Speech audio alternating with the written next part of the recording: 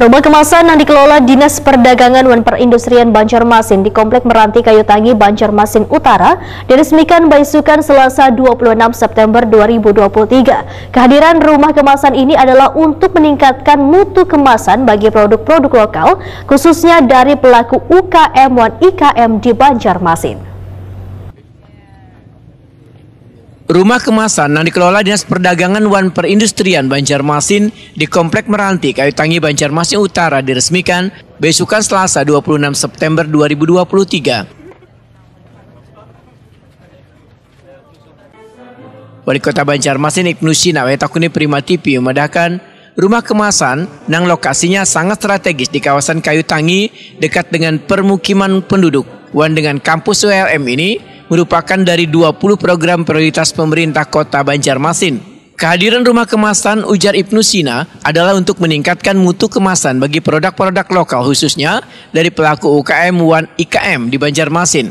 Diharapkan rumah kemasan ini bisa membantu beban pelaku UKM untuk bisa bersaing kada hanya di tingkat lokal namun ke tingkat nasional agar produk UKM dan IKM Banjarmasin naik kelas dengan menghadirkan produk-produk nang higienis.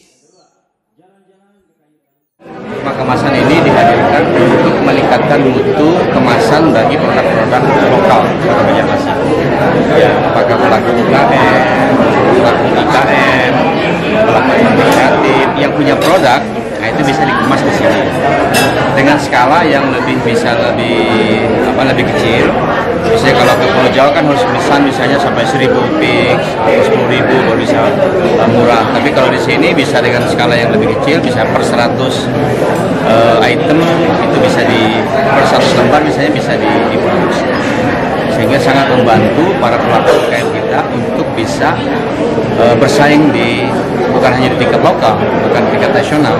Maka saya bilang tadi UKM kita harus naik kelas dengan menghadirkan produk-produk yang higienis, kemudian kemasan yang juga sudah bagus. Jadi semua jenis kemasan ada di bawah.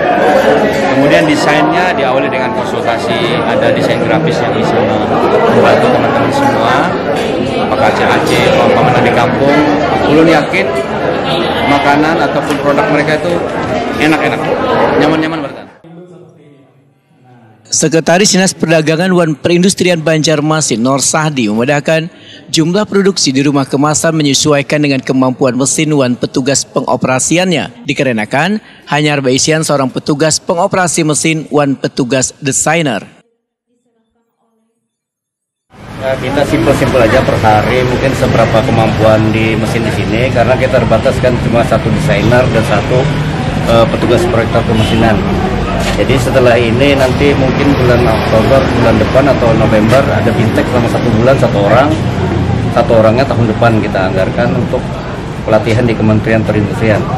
Nanti di sana program kegiatan yang simpel dulu sampai sampai mahir, sampai advance, baru mereka akan bisa menentukan target produksi di sini. Mungkin kayak gitu dulu Bu anunya.